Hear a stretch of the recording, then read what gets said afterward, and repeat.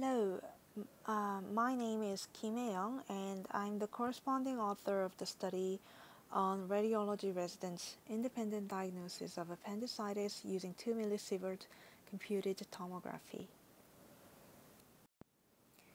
In many medical centers, after-hour diagnosis of appendicitis is dependent on autonomous practice by radiology residents who are often inexperienced with low-dose CT techniques. But evidence is insufficient on whether residents' performance in diagnosing appendicitis is reliable using low-dose CT.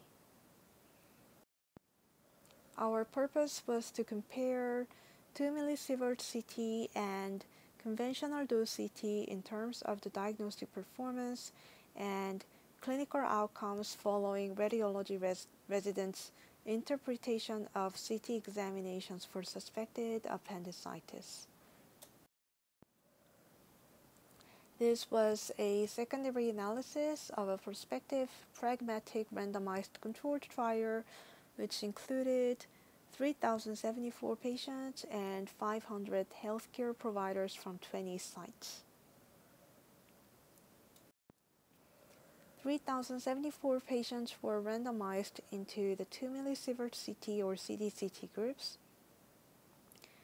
and they were patients of 15 to 44 years of age who visited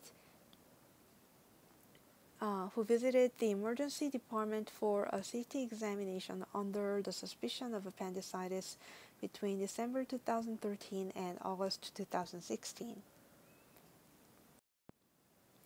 22 CT machines were used, and the target effective dose for CDCT was individualized for each CT machine according to the institutional normal dose, and the median was 7 millisievert.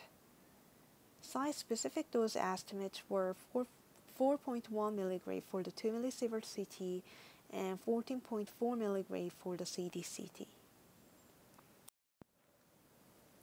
161 radiologists issued CT reports in their daily practice, and 107 of them were residents. For CT examinations performed after hours, it was a common practice in the catchment area for residents to make preliminary CT reports. All preliminary reports were confirmed or revised via addendum reports made by attending radiologists, typically on the morning of the next business day.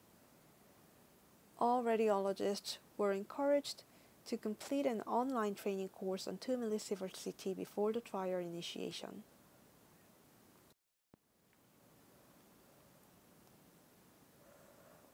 The radiologists issued CT reports using a predefined standardized report form, which included the likelihood score for appendicitis rated on a 5-point Likert scale and a free text section for any alternative diagnosis. The final diagnosis of appendicitis was adjudicated based on surgical or pathologic findings and clinical follow-up. We made between-group comparisons of the residents' diagnostic performance in terms of sensitivity and specificity.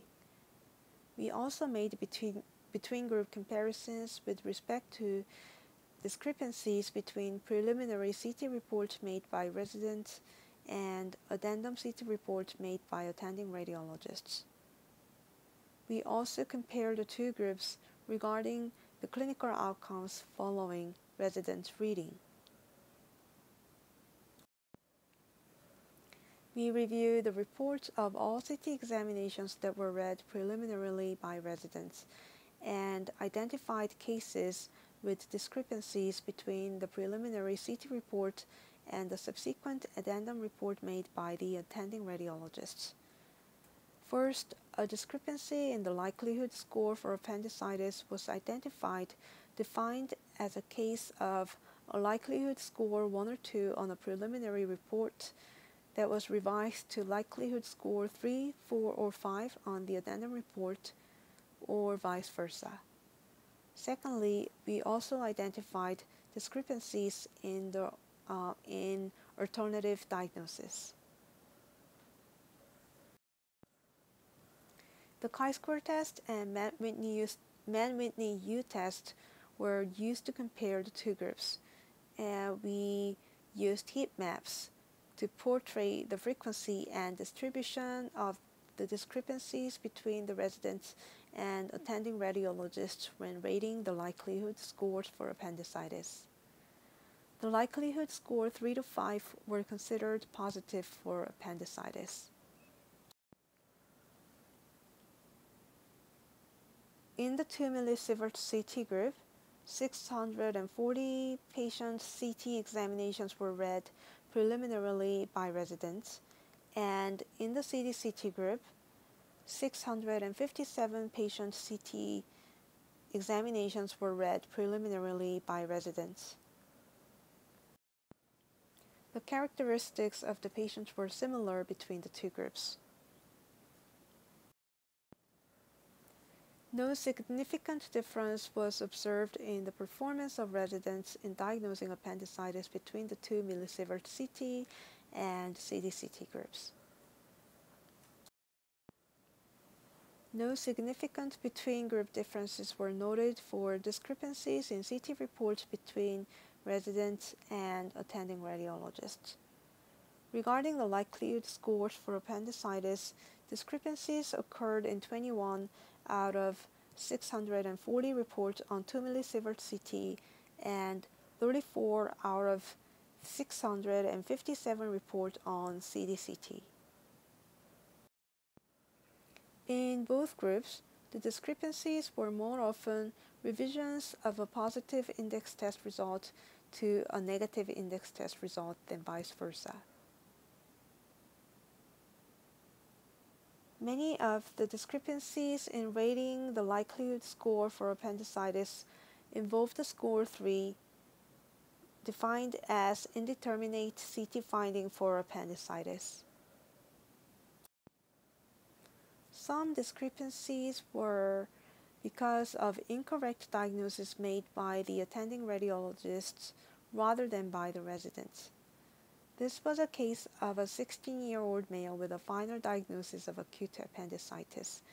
A resident made preliminary CT report with a score of 4, but an attending radiologist revised the score as 2 on the addendum report. No significant difference was observed in undesirable clinical outcomes following resident reading, including perforated appendicitis and negative appendectomies between the two groups. No significant differences were identified in the diagnostic performance and clinical outcomes between the two groups following the preliminary reading of CT examinations by radiology residents in patients with suspected appendicitis. Our study bolsters the evidence that 2 millisievert CT can be used to diagnose appendicitis after some online training, even when the involved radiologists are residents. Thank you for listening.